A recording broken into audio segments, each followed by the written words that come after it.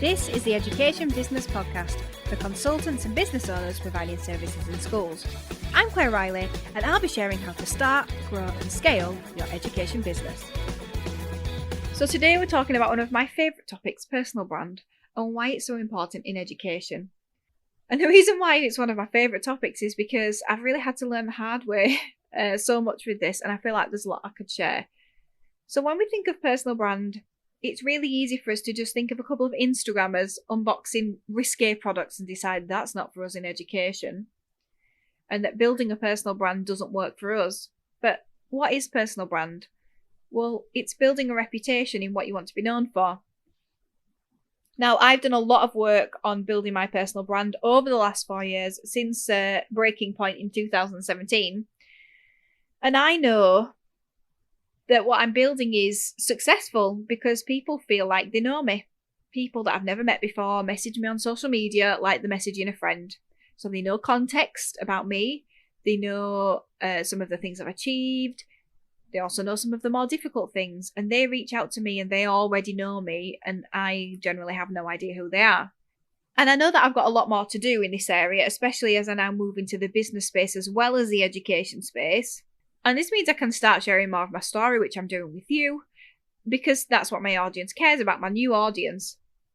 I thought it'd be helpful to just share a little bit of a story, my story when I came to the realisation that I needed to brand myself personally. So I really fought against it, if I'm honest. In 2017, when my battle with it was at its strongest, there were so many reasons that I could have given you why I didn't need to build my personal brand. And these were some of them. I had a 1-year-old. I wasn't confident. I wasn't an expert in anything to do with education. I wasn't a teacher anymore. My customers weren't interested. I was in education and therefore things for me were different. It was unprofessional. A big competitor wasn't doing it, so why should I? And I didn't have the time to commit. I didn't even know what I would say. I already felt inadequate, and I didn't want to confirm those inadequacies to people around me who I knew thought that I couldn't build this business.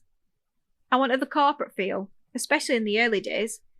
My confidence was so low from teaching, it was just a mask to hide behind.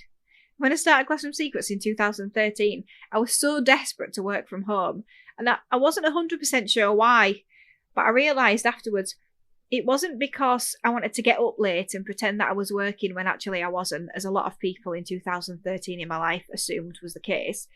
But it was just so that I could hide away and not have to talk to anyone. So a big part of my personal brand story was when I started to do Facebook Lives in 2013. And I know that there's lots of platforms you can do lives on now, but back then it was Facebook. And had I started to build a personal brand before then? Well, yes, I had. Of course, we all build a personal brand whether we realise we are or not. I'd shared a few messages from the heart when things went wrong on social media. I'd shown myself in messages that came through to customer service. And it had got me some understanding, but people didn't really know who I was. And it's a bit like that old saying about, if you only connect with people in the bad times, then they won't understand you. But if you connect with them throughout the good, they'll be there for you in the bad times because they know who you are. So why did I start focusing then on my personal brand? Well, the business was at such a low point. And I'll be talking about this again in other podcast episodes to come. But it was 2017. I had a young child. At the beginning of 2017, she wasn't yet 1. I'd employed another 2 full-timers into the company, which was a lot really because that took us to 8 employees. So 2 might not seem a lot when you've got 56 employees, but it is when you've only got 6. And we'd had the terrible launch of this new level of subscription in the Easter, and it was August now.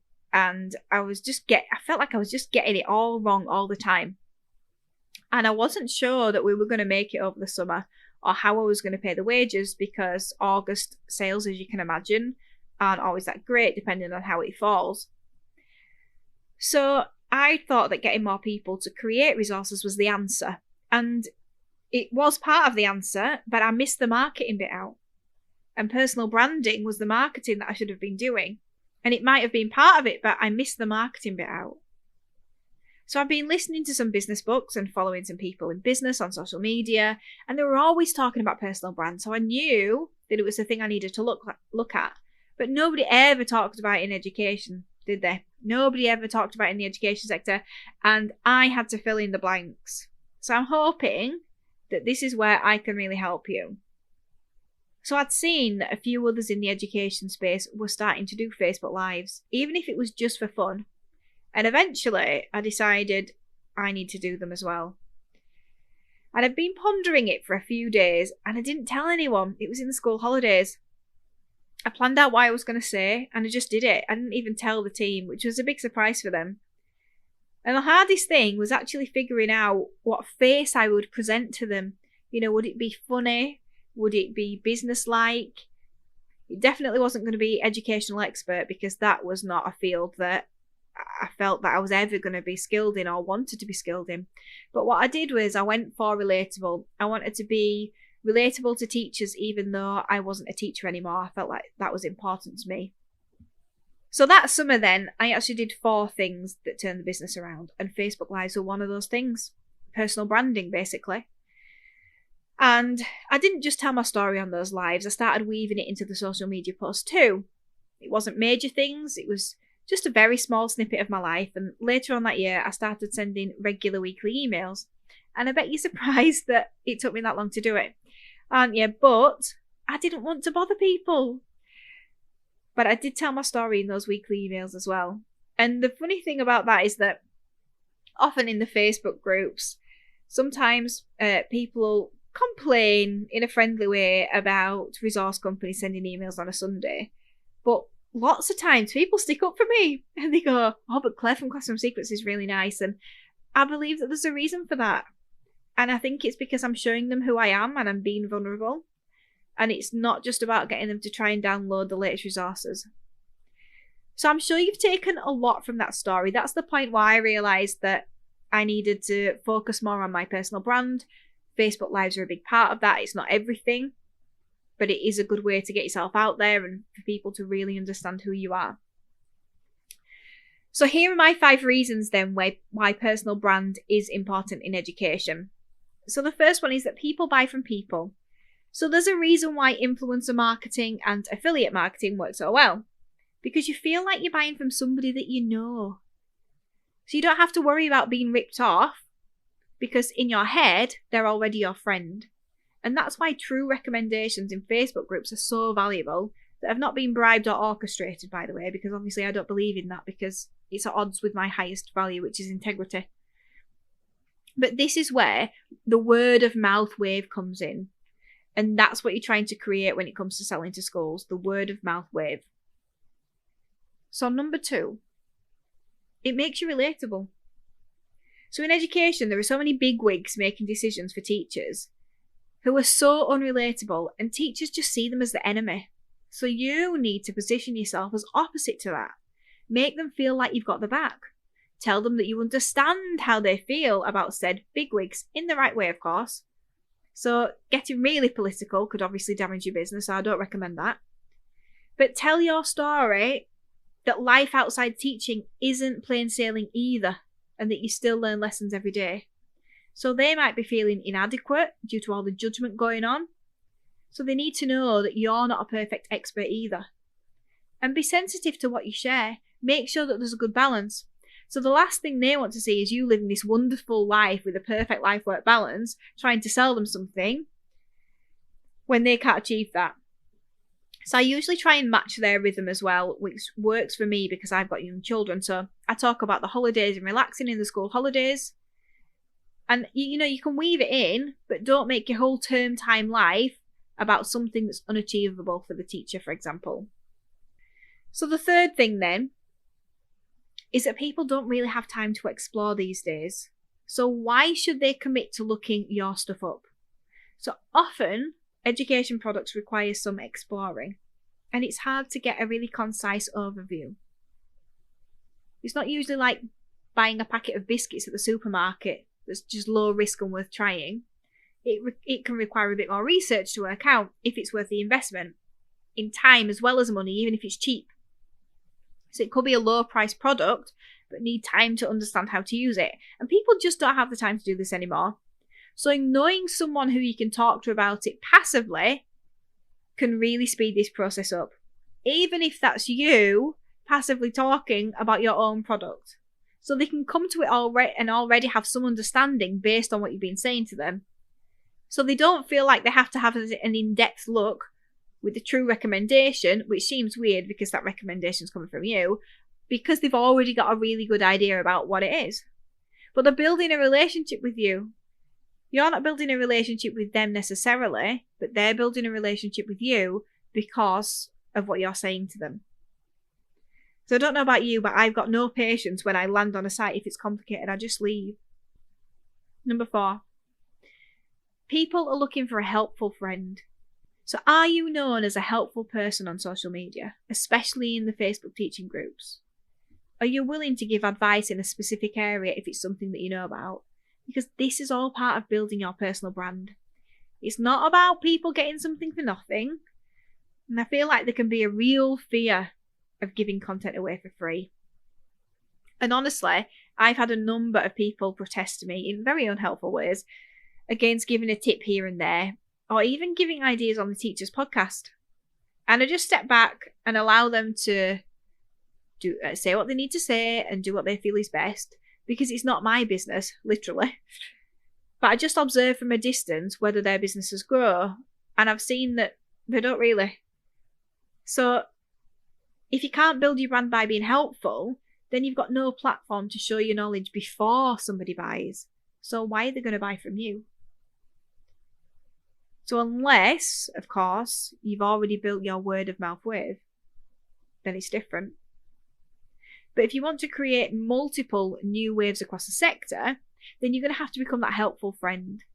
So just as a note on this in terms of making it work for you, I think it is important to set boundaries.